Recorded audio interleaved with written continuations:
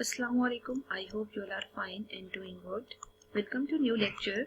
Here we'll do theorem. Prove that a line through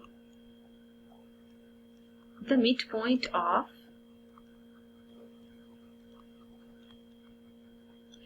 one side parallel to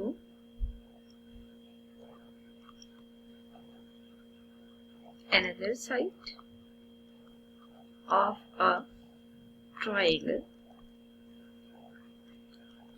bisects the third side. ठीक है, देखिए theorem की statement क्या कह रही है कि बेसिकली हमने यहाँ पे ये ट्रेस आउट करना है कि हमें फिगर कैसी बनानी चाहिए। तो यहाँ पे गिवन है कि आपने जो पैरेलल लाइन ड्रॉ करनी है या जो पॉइंट कंसीडर करने हैं वो ट्राइंगल में होना चाहिए। It means we have to draw triangle here. तो यहाँ पे हम ABC मार्क कर लेते हैं।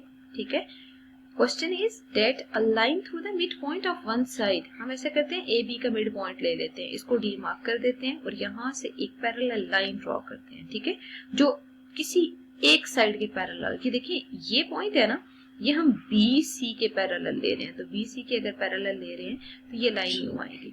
ठीक है, और ये दूसरे वाली साइड को E पॉइंट पे जाके कट कर रही है। ठीक है, तो बेसिकली हमने प्रूव ये करना है कि वो AC को जिस पॉइंट पे कट कर रही है वो भी मिड पॉइंट होना चाहिए। ठीक है, तो क्वेश्चन के स्टेटमेंट में हमें गिवन ये था कि if we have a triangle ABC, D is mid point of AB। ठीक है, अगर ये AB का मिड पॉइंट है ना तो DE should be parallel to BC which cuts AC at point E। ठीक है, अब हमें यहाँ पे प्रूव क्या करना है बेसिकली कि वो जिस पॉइंट पे कट करिए, जैसे AE पॉइंट है ना, AE पॉइंट पे अगर कट करिए ना तो AE और EC आपस में कॉन्ग्रेंट है। ठीक है, हमें यहाँ कंस्ट्रक्शन क्या करनी चाहिए। कंस्ट्रक्शन में हमारी कोशिश होती है कुछ ऐसा ड्रॉ करें जिससे थ्योरम प्रूव हो सके। तो आप ऐसे करें कि A पॉइंट से through A draw LM line parallel to BC line segment. ठीक है, अब हम ऐसे करते हैं कि कंस्ट्रक्शन को यहाँ पे किसी डिफरेंट पेन से मार्क कर लेते हैं। तो यहाँ पे आप ऐसे करें, कंस्ट्रक्शन में LM लाइन में जो कि पैरेलल हो BC के, तो यहाँ पे हमने LM line parallel to BC draw कर लिया। ठीक हो गया, और यहाँ पे प्रॉपर आप मार्क कर दें कि ये L और M लाइन है। ठीक है, अब हम ऐसा करते हैं थ्योरम को प्रूव करने के लिए स्टेटमेंट एंड रीजंस कंसीडर करते हैं। देखिए, हम इससे प्रीवियस लेक्चर में एक थ्योरम डिटेल में डिस्कस कर चुके हैं कि जब हमारे पास कोई सी लाइंस हो और अगर वो तीन पैरेलल लाइंस हों, जैसे यहाँ पे हम ऐसे करते हैं, इनको ड्रॉ कर देते हैं। ठीक है, और उनको कोई लाइन अगर कट करती है तो वो इक्वल ट्रांसवर्सल अगर ड्रॉ करती है यहाँ पे। ठीक, जैसे देखे ना यहाँ पे प्रॉपर जो दो रेड लाइन सेगमेंट्स मार्क्ड हैं वो दो।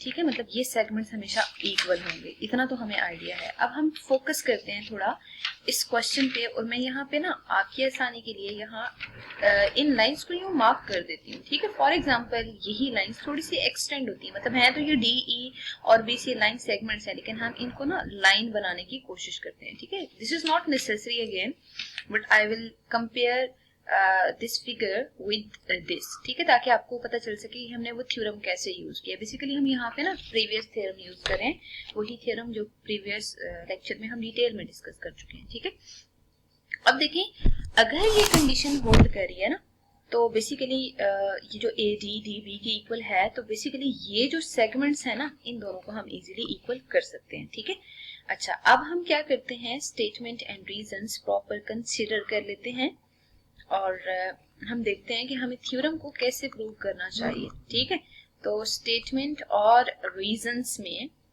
बेसिकली हमने इन रिजल्ट्स को इम्प्लीमेंट करना होगा। ठीक है, हम सबसे पहला काम ये करते हैं, लिखते हैं यहाँ पे एस DE तो पहले ही BC के पैरेलल था। क्यों? क्योंकि हमें गिवन था कि D पॉइंट मींस जो कि AB का मिड पॉइंट है उसको हमने इस तरह एक्सटेंड करना है कि BC के पैरेलल हो ये लाइन। ठीक है, फिर देखें LM भी पैरेलल है DE के।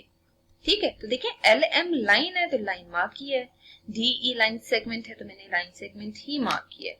और यहाँ पे आप लिख दें कि ये बेसिकली हमें कंस्ट्रक्शन का पार्ट यहाँ पे यूज करना चाहिए। ठीक है, अच्छा इसका मतलब क्या है कि ये जो लाइन सेगमेंट DE है, BC है और LM है, ये तीनों आपस में पैरेलल हैं। ठीक है, अगर ये पैरेलल हैं एंड आपको साथ ही कंडीशन गिवन है D इज मिड पॉइंट। ठीक है, अगर D मिड पॉइंट है ऑफ AB, अगर ये AB का मिड पॉइंट है तो देखिए यहां से हमें क्लियर है कि AD DB के इक्वल है। जो प्रीवियस थ्योरम हमने यूज किया था वो क्या था? बेसिकली यही था कि तीन लाइंस हो, ठीक है, उनको कोई ट्रांसवर्सल अगर कट करे सच दैट ये लाइन सेगमेंट्स इक्वल आ रहे हो तो कोई और ट्रांसवर्सल हो तो उनके लाइन सेगमेंट्स भी इक्वल होंगे। ठीक है, तो अगर हम वो कंडीशन यूज करें ना तो बेसिकली हम यहाँ से डायरेक्ट लिख सकते हैं कि AE will be congruent to EC। ठीक है, यही चीज हमने प्रूव करनी थी और लास्ट पे लिख दें हेंस प्रूव्ड, बट रीजन में हम क्या लिखेंगे कि जो जितनी भी ये लाइन सेगमेंट्स आ रही हैं वो मतलब यहाँ पे आप लिख दें कि DE is parallel to BC is parallel to LM और साथ ही लिख दें and you know that AD is congruent to DB। तो बेसिकली ये जो AB लाइन है ना, ये एज अ ट्रांसवर्सल कंसीडर हो रही है और D मिड पॉइंट है।